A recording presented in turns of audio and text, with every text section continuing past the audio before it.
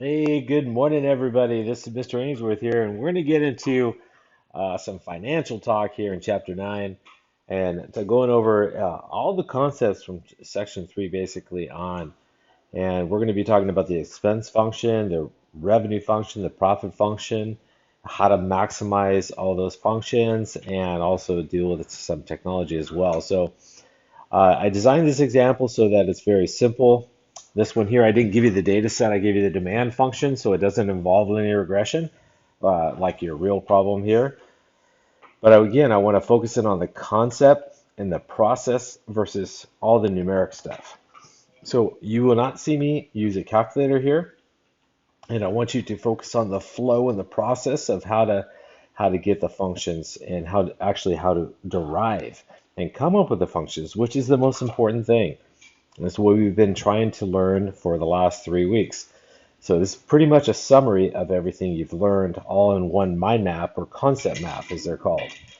Okay, so let's get started. Here we go. So in the middle here, I give you the fixed cost and the unit cost of the widget. So you're like CEO of Widget World here, guys. Okay, and the widget costs $5 to produce. That's called the unit cost. I give you the fixed cost here of $100, and from that, we're supposed to derive everything. I also give you up here the demand function. Okay, now realistically, I'd give you the data set. You would enter in linear regression here. Um, you would enter the data set and then use linear regression. You would type in y1 tilde x1 plus b, your slope intercept form. And this is obviously in Desmos, our one and only graphing calculator here, and it would give you the demand function. Okay, I told you that in the beginning that this example doesn't involve a calculator, although I use it at the very end just to show you how to graph things. Okay, because I have to show that piece. But and I'm trying to design the numbers here so that we don't need a calculator for any of the derivation here for all the functions. Okay, so just keep in mind that in reality here you will have a data set. You enter in Desmos, you come up with the regression line, which gives you the demand function, the quantity demanded depending on the price. And speaking of that, the P stands for price here, so let's define our variables, and Q stands for quantity demanded, okay?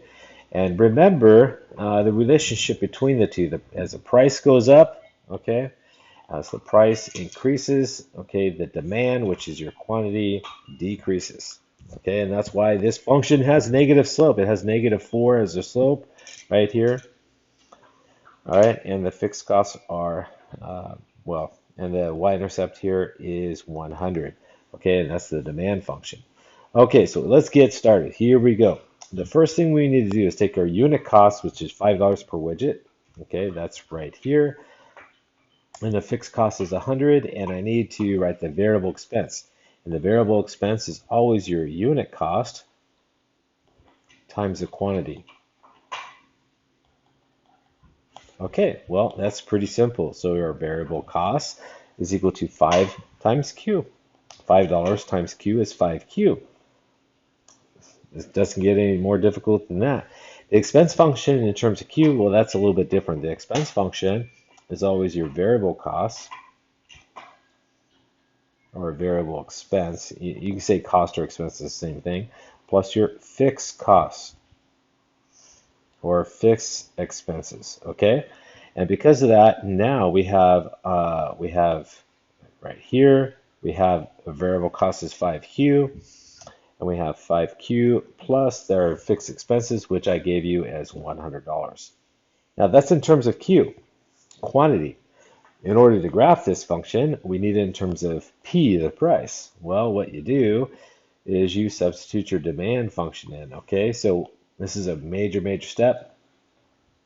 It says right here, the expense function in terms of P. What you do is you substitute the demand function in. So we're going to take this here and we're going to bring it in, okay? We're going to substitute it into the expense function. We're going to do this twice, once for the expense function and one for the revenue function. You're going to see it. So what we need to do is take the expense function here, which is 5Q plus 100. I need 5 times whatever Q is, and up here in the middle, or at the top, Q is negative 4p plus 100, so negative 4p plus 100.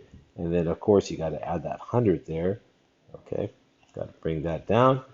All right, distribute. So the expenses are going to be 5 times negative 4p, that's negative 20p. 5 times 100 is usually 500 plus 100 more.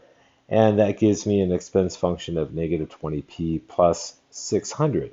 And that, my friends, is your first main result. Okay, so let's highlight that. We're going to graph that here, at the end after we derive all three functions. Okay, so notice what we did. We took our unit cost, which is $5 per widget, and our fixed cost, actually just our unit cost, and we wrote the variable cost as unit cost times quantity. And again, we're using Q for quantity. Hopefully that makes sense. And then we write our expense function in terms of Q. We take the variable cost 5Q plus the fixed cost, which is 100. And then we substitute our demand function in there and we get our expense function in terms of price.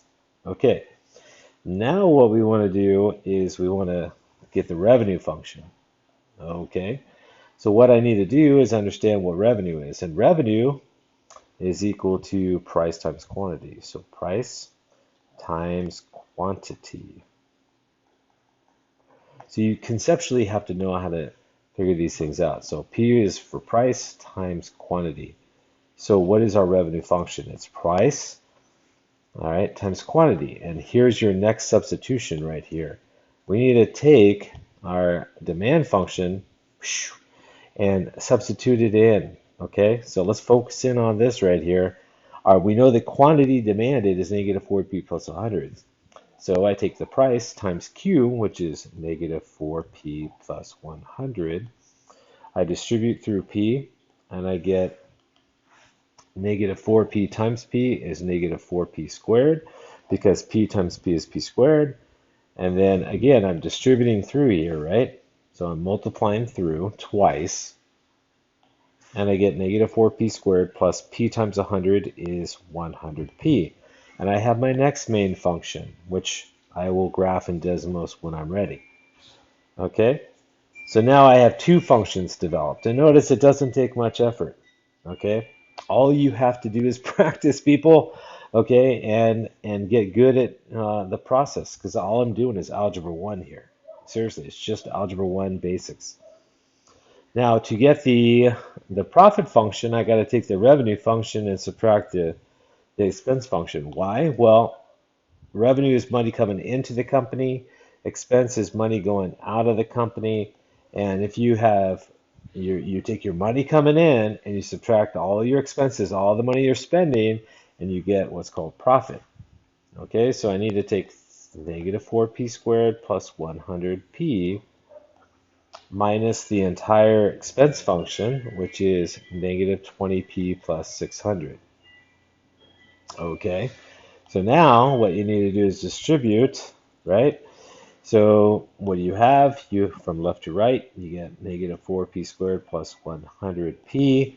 A minus minus is a plus, or a negative times a negative is a positive, so I get plus 20p here. And then you got to subtract the 600, so I get minus 600. And then you got to add your like variables.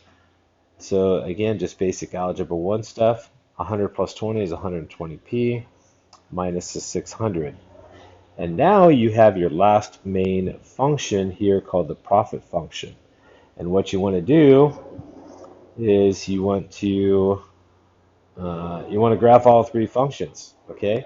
Why? Because we're trying to figure out where the profit interval is. And remember that the profit interval is always between the break-even points.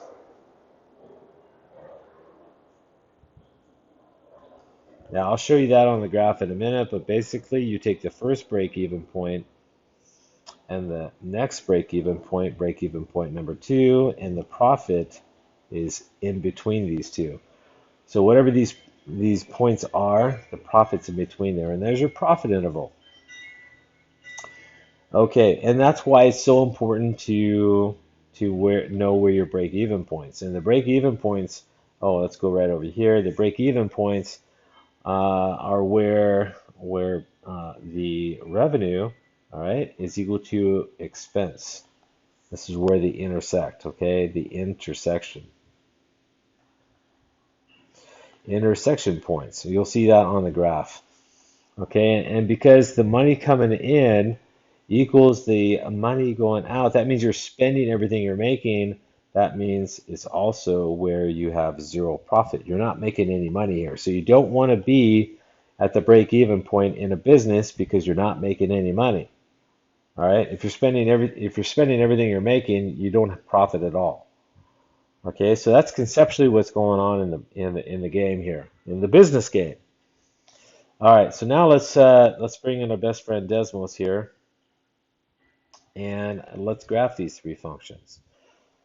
Okay, so now on the left-hand side is my lesson here, and again, you split screen. You guys are on iPads, and if you're not, get a graphing calculator here like Desmos or do something, and enter all the three functions in the expense function, revenue function, and the profit function. And so notice that I wrote them all in terms of y and x. The x-axis is your price axis. Okay, so on this function here, for example, you type in y is equal to negative 20x plus 600. Okay, I've done this a zillion times in class. All right, and then the revenue function, you type in y is equal to negative 4x squared plus 100x because the x-axis is your price axis. And the last one here, you type in y is equal to negative 4x squared plus 120x minus 600. You guys, this is not that hard. You type them in and then you look at the graph. Okay, now one little note though, I will tell you this because you're going to have to scale the axes here because this graph doesn't magically appear like it normally does. Okay, so let's say that you can't see the graph, okay? You can't see the graph, and that's going to happen to you. Okay, you're going to see something like this. Okay, so let's say you type the three functions in, you see this, you go to the wrench, and you know the x-axis is your price axis, and price can't be zero, or excuse me, it can't be negative, so it's got to be zero to something. So you type in 0, and on the x maximum here, on the x-axis, you type in like either 50 or 100 or 150 because you don't know what the price should be. So I'm going to try 50. And look at that, I see all the functions right through here, so that's pretty good. On the vertical axis, the y-axis, you always go from 0 to something. And so I type in 10, 100, 1,000, and look at there. There you go. There, that was big enough. And the way you tell that is if you look at the function here, the 600, that's your y-intercept. So you always have to go above the y-intercept. So let me do that one more time. On the y-axis here, you go 0 to something bigger than 600, like maybe 700, right? So you type in 700, and then lo and behold, the functions appear. Okay, and there you go. And so let's bring the lesson back so we can, because we're going to screenshot everything and annotate it. Okay, so you've got these parabolas here, got these functions here, and I just used my fingers there. We're on an iPad here. So we want to find the price that gives you maximum revenue, maximum profit, and so on. Okay, now the break-even point, let's talk about those first. The first break-even point is $6.34 right there, where revenue equals expense. Okay, the revenue is the blue function, the expense is the red function, and so on. And you know what? I'm going to go full screen because you should go full screen too. It's easier to see. So there you go. The first break-even point is $6.34. The next one, $23. And right there, $23.66. Maximum revenue occurs at $12.50. And whoa, this is weird. Look at 15. So maximum profit occurs at $15. Maximum revenue occurs at $12.50. So you can see these numbers are different here. Click on all the special points that you need. And then also click where you have zero profit. Okay, this is important. Okay, so zero profit occurs at the break-even point. So click on them. If you can get them to... Okay, you might have to adjust the screen so you can see all of them.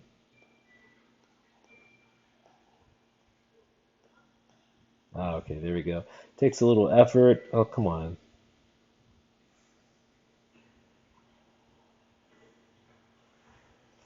Okay, so if it takes you a few times, no big deal.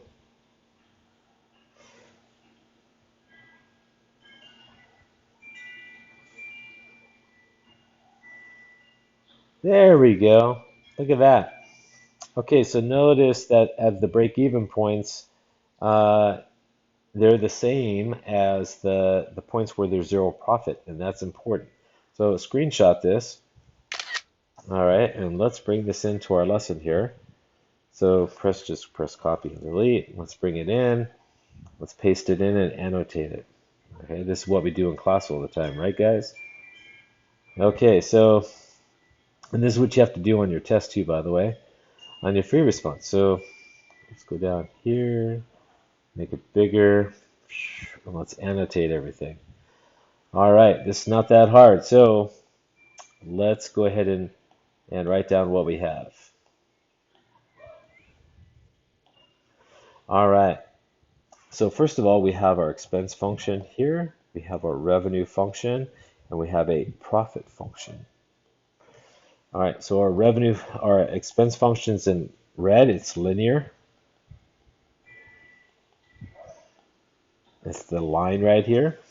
Our revenue function is in blue, as you guys know, so this is the revenue. And our green function is our profit function.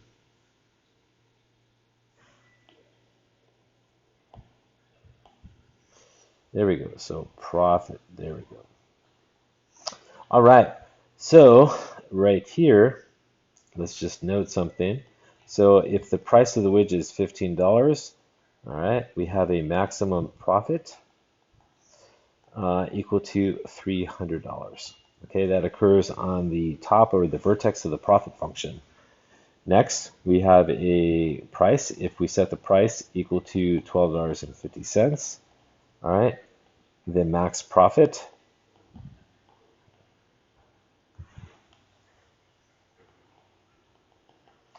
is equal to $625. All right, the first break-even point number 1 is there. Second break-even point number 2 is there. All right, so here, if the price is $23.66, all right, the break-even revenue, so let's do this, the break-even revenue is equal to $126.79. That's where revenue right here is equal to expense, and that means there's no profit here, zero profit. Okay, you can see that. So this point right here, if you go straight down, okay, notice there's zero profit. On the profit function, it says profit equals 0. Where the profit function, the green parabola there, where it hits the x-axis, right there, it says 0. If you set the price to $23.66, right, you have no profit. Same thing here.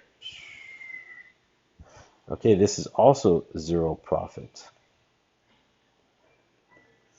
All right, if you set the price equal to $6.34, all right, no profit, 0 profit. P equals 0, guys.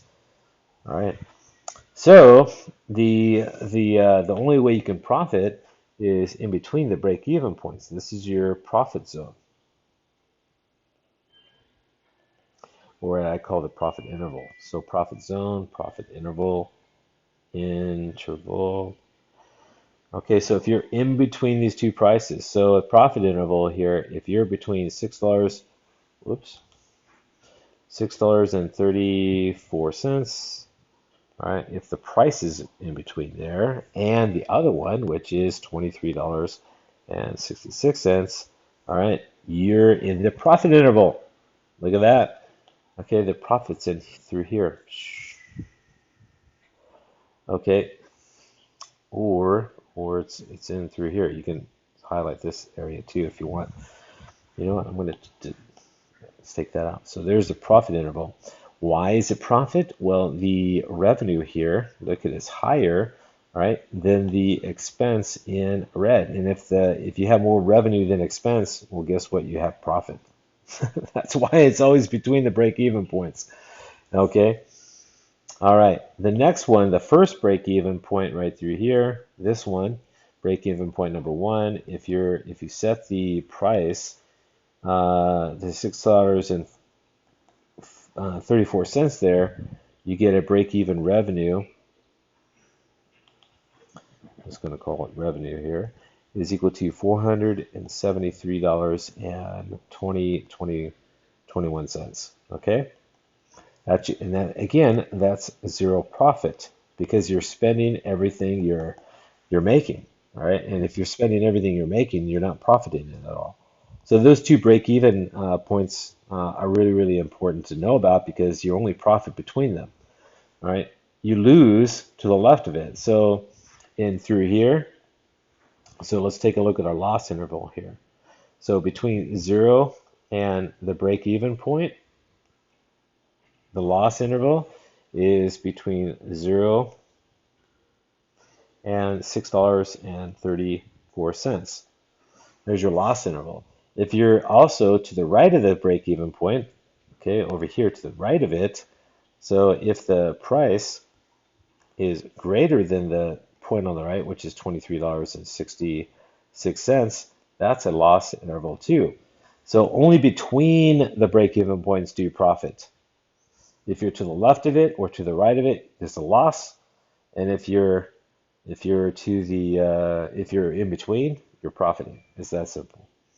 Okay, and that's everything all put together. I just summarized everything you learned in the last 3 weeks in class.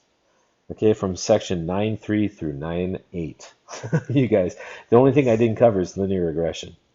Okay, so what you want to do is you want to practice this on your own. Can you repeat this? Can you produce all of this, everything I just did, on your own without me?